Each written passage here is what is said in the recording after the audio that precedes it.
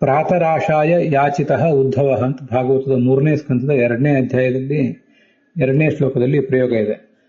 ವಿದುರ ತಾಯಿಯಿಂದ ವಿದುರ ಅಲ್ಲ, ಪ್ರಾತರಾಶಾಯ ಬೆಳಗಿನ ಉಪಾಹಾರಕ್ಕಾಗಿ ಯಾಚಿತಃ ಕರೆಯಲ್ಪಟ್ಟರೂ ಕೂಡ, ಪ್ರಾರ್ಥಿಸಲ್ಪಟ್ಟರೂ ಕೂಡ, ಕೇಳಲ್ಪಟ್ಟರೂ ಕೂಡ ಬರಲಿಲ್ಲ. ಅವನು ದೇವರು ತನ್ನ ಆಟದಲ್ಲೇ ಆಸಕ್ತನಾಗಿರ್ತಿದ್ದ, ಭಗವಂತನ ಪೂಜೆಯೇ ಅವನಿಗೆ ಆಟ ಆಗಿತ್ತು ಅಂತ ಹೀಗೆ ಪ್ರಯೋಗ ಇದೆ. ಇಲ್ಲಿ ಯಾಚ ಧಾತುವನ್ನ ಇಂಥ ಸಂದರ್ಭದಲ್ಲಿ ಪ್ರಯೋಗ ಮಾಡುವುದನ್ನು ನಾವು ನೋಡಿರೋದಿಲ್ಲ. ಯಾಚತೆ ಅಂದ್ರೆ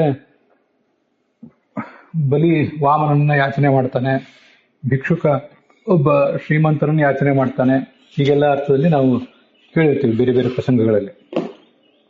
ಹಾಗಾಗಿ ಯಾಚನೆ ಮಾಡುವುದಂದ್ರೆ ನನಗೇನಾದ್ರೂ ಕೊಡು ಅಂತ ಕೇಳೋದು ಅಂತ.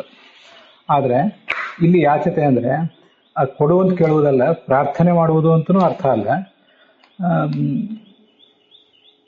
ಅಲ್ಲಿ ಇಂಗ್ಲಿಷ್ನಲ್ಲಿ ಆಸ್ಕ್ ಅಂತಿದೆಯಲ್ಲ, ಅದು the mother asked her son to come for breakfast.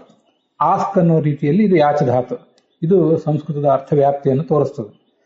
ಈಗ ಆಸ್ಕ್ಡ್ ಅಂತ ನಾವು ಇಂಗ್ಲಿಷ್ನಲ್ಲಿ ಬೇರೆ ಬೇರೆ ರೀತಿಯಲ್ಲಿ ಕೂಡ ಪ್ರಯೋಗ ಮಾಡಬಹುದು, ಅದು ಗೊತ್ತಾಗ್ತದೆ. ಅಲ್ಲಿ ಆಸ್ಕ್ ಅಂತಂದ್ರೆ she asked him to come, ಬಾ ಅಂತ ಹೇಳಿದ್ಲು, ಅದು ಒಂದು ಪ್ರಯೋಗ.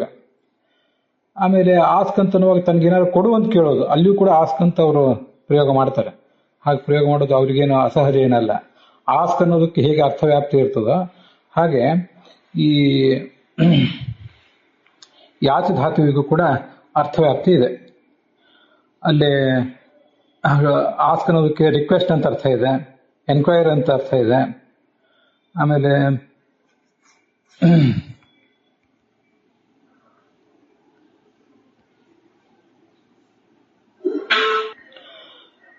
ಆಸ್ಕ್ ಅನ್ನೋದಕ್ಕೆ ಡಿಮ್ಯಾಂಡ್ ಅಂತ ಅರ್ಥ ಇದೆ, ಇನ್ವೈಟ್ ಅಂತ ಅರ್ಥ ಇದೆ. Don't ask them to the wedding, ಅವರನ್ನ ಮದುವೆಗೆ ಕರಿಬೇಡ ಅಂತ ಹೀಗಿದೆ, ಅಲ್ಲಿ ಪ್ರಯೋಗ ಇದೆ. ಹೀಗೆ ಬೇರೆ ಬೇರೆ ಥರದ ಪ್ರಯೋಗ ಇರ್ತವೆ. ಅದು ಆ ಧಾತುವಿನ ಛಾಯಾರ್ಥ, ಶೇಡ್ಸ್ ಆಫ್ ಮೀನಿಂಗ್ ಅಂತ ಅದನ್ನ ಹೇಳ್ತಾರೆ. ಆ ಥರ ಇಲ್ಲೂ ಕೂಡ ಯಾಚತೆ ಅಂದ್ರೆ ಯಾರೋ ಭಿಕ್ಷುಕನಾದವನು ಶ್ರೀಮಂತರನ್ನು ಬೇಡುವುದು ಅಂತ ಒಂದು ಅರ್ಥ. ಇಲ್ಲಿ ಯಾಚಿತ ಅಂತಂದ್ರೆ ಕರೆಯೋದು, ಬಾ ಅಂತ ಕೇಳಿಕೊಳ್ಳುವುದು, ಫಲಹಾರಕ್ಕೆ ಬಾರೋ ಅಂತ ಅವನನ್ನು ಕೇಳ್ಕೊಳ್ಳೋದು. ಭಿಕ್ಷುಕ ಹೇಗೆ ರಾಜನನ್ನ ಪರಿಪರಿಯಿಂದ ಕೇಳ್ಕೊತಾ ಇರ್ತಾನೆ, ಬಾ ನಮ್ಗೆ ಏನಾದ್ರು ಕೊಡಿ ಕೊಡಿ ಅಂತ ದೈನ್ಯದಿಂದ, ಹಾಗೆ ಇವಳು ತಾಯಿಯೂ ಕೂಡ ಅವನನ್ನ ಅನುನಯಿಸಿ ಪ್ರೀತಿಯಿಂದ ಬಾ ಬಾ ಅಂತ ಒಂದು ಸಮನೆ ಹೇಳೋದು ಅಂತ ಹಾಗೆ ಅರ್ಥ ಆಗ್ಬೋದು.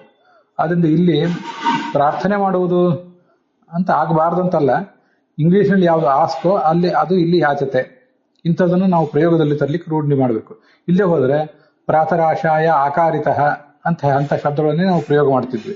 ಆಕಾರಿತಃ, ಆಹೂತಃ ಆ ಶಬ್ದಗಳನ್ನು ಬಿಟ್ಟು ಬೇರೆ ಶಬ್ದಗಳನ್ನು ಪ್ರಯೋಗ ಮಾಡುವುದು ನಮ್ಮಂಥವರಿಗೆ ಮನಸ್ಸಿನಲ್ಲಿ ಬರೋದಿಲ್ಲ. ಅದು ಧಾತುಗಳ ಅರ್ಥವ್ಯಾಪ್ತಿ ವ್ಯಾಸರು ಹೀಗೆ ಪ್ರಯೋಗ ಮಾಡಿದ್ದನ್ನು ನೋಡಿ ನಮ್ಮ ಭಾಷೆಯಲ್ಲಿ ಇಂಗ್ಲಿಷಿನಲ್ಲಿ ಎಲ್ಲಿ ಆಸ್ಕ್ ಅಂತ ಪ್ರಯೋಗ ಮಾಡ್ತೀವಲ್ಲ, she asked him to give the book to come over, ಹೀಗೆಲ್ಲ ಹೇಳ್ತೇವಲ್ಲ, ಆ ಥರ ಸಾಮಾನ್ಯವಾಗಿ ಎಲ್ಲಿ ಆಸ್ಕ್ ಅಂತ ಇಂಗ್ಲಿಷ್ ಪ್ರಯೋಗ ಮಾಡ್ತಾರೆ ಅಲ್ಲಿ ಯಾಚಿತ ಅಂತ ಪ್ರಯೋಗ ಮಾಡ್ಬೋದು.